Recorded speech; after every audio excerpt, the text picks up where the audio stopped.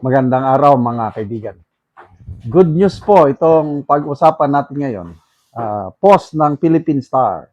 Sabi dito, Sara Duterte satisfaction rating rises to 58%. Public satisfaction with Vice President Sara Duterte improves to 58% in June of 2026, a month after she was impeached for the second time by the House of Representatives. A survey conducted by the Social Weather Station from June 20 to 29, 2026. Yan. Noong March 2026 na survey ng SWS, 54% ang satisfaction rating ni BP Sara. Pagkatapos siyang ma-impeach, pagkatapos ng sarswela nila sa Kamara, sa Committee on Justice, na kung saan, kung ano-anong inilabas na kasalanan daw niya, wow, tumaas pa rin ang kanyang satisfaction rating. So, malala ko, si Professor Clarita Carlos, I think early this year, sinabi niya, if BP Sara maintains her numbers, she will become our next president. Salamat, Professor Clarita Carlos, sa inyong prophecy, prediction. Malapit na pong magkatotoo na maging presidente si BP Sara. Kasi supposed to be,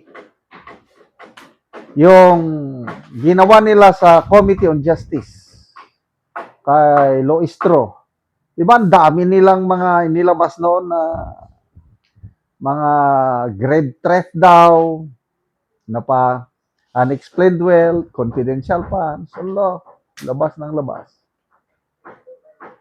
So akala nila, yung rating ni BP Sara, babagsak na. Eh, anong babagsak? Kailan ba siya na-impeach? Mayo. Yeah. Mayo sila nagbutuhan eh. Impeach. Ilan? Ang daming bumoto eh. Kalimutan ko na ilan. Basta more than 280 ata. Ang matandaanan ko lang yung bumoto ng no. Yung Brave 25. Yan. Akala nila. Ito na. Simula na ang downfall ni Sara Duterte dahil na-impeach na naman siya.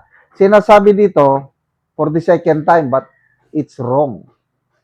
Kasi nung last year, sabi ng Supreme Court, void of an issue yung impeachment case na naisampa na defective from the beginning. Kaya hindi siya na-impeach last year. Unconstitutional.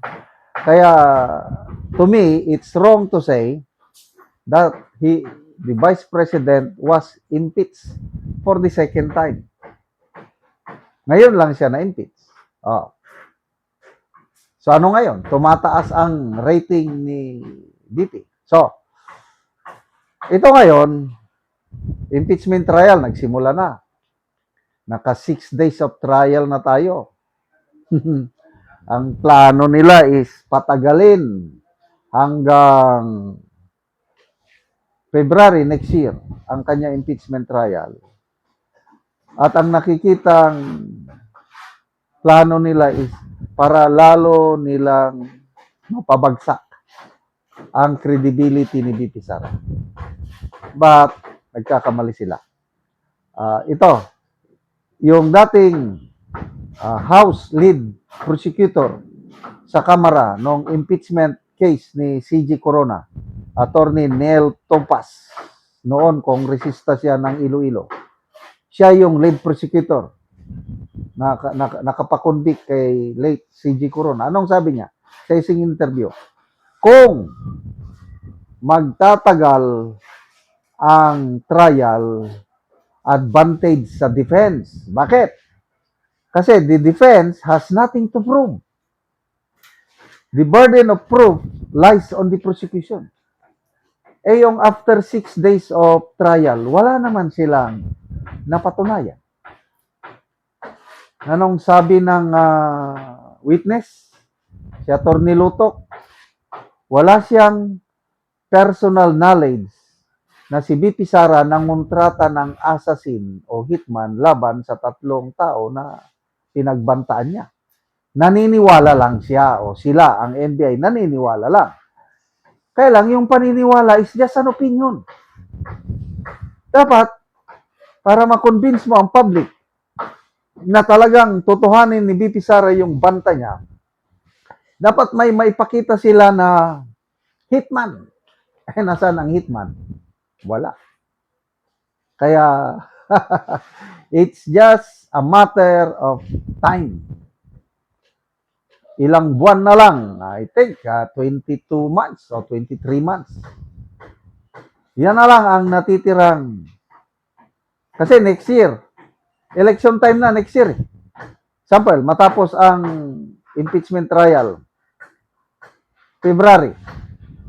Alam naman natin ang resulta ng botohan kasi the prosecution needs to produce 16 conviction votes.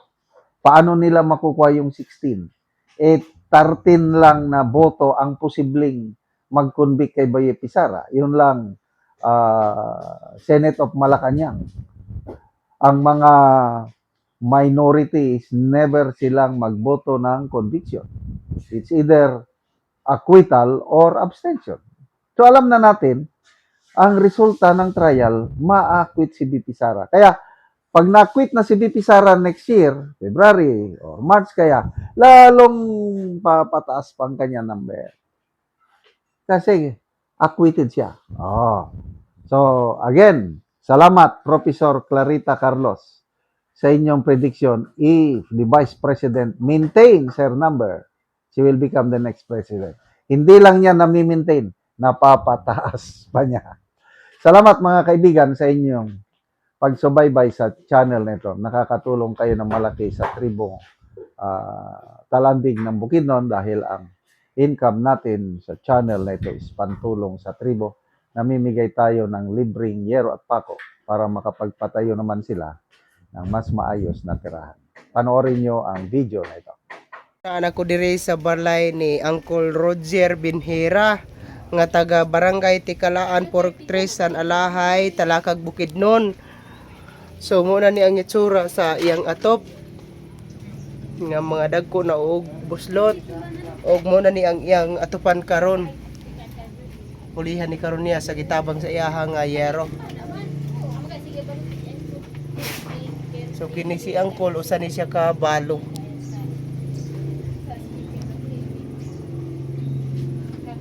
So muna ni ang iyang kahimtang. So muna ni ang gitabang yero nga 5 ka buok nga di 8 nga iyang ipuli sa iyang atop karon.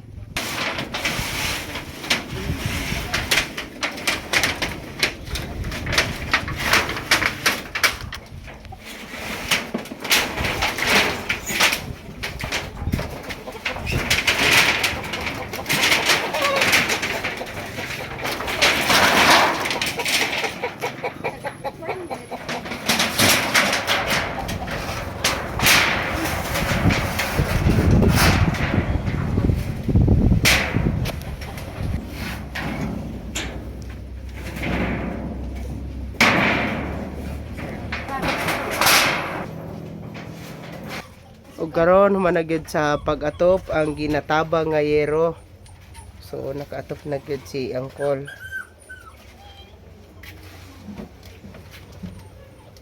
Salamat sa Ginoo nga nakatop na gyud ko sa akong kusina nga gaulan na. Sa pagtungod sa pagtabang sa inuganian. Pagtabang sa sin. So pila na to ka tuig Col ang imong atop nga yero nga mabuslot na? Naglo 20 na katuig ang akong atop na sin nga buslot na. 20 na to ka tuig. Oo, so nga naman Kol, sulod sa 20 na katuig, wala gyud ka nakapuli og atop. Wala ko nakapuli sa akong atop tungod sa akong mga bata nga eskwela. Mm. Tungod lagi sa kalisod na inayom-ayom tanan ang pangita. Mm. Pag yun yung natabang para sa ako Ah. Salamat yun kayo sa Ginoo. Salamat kayo Kol.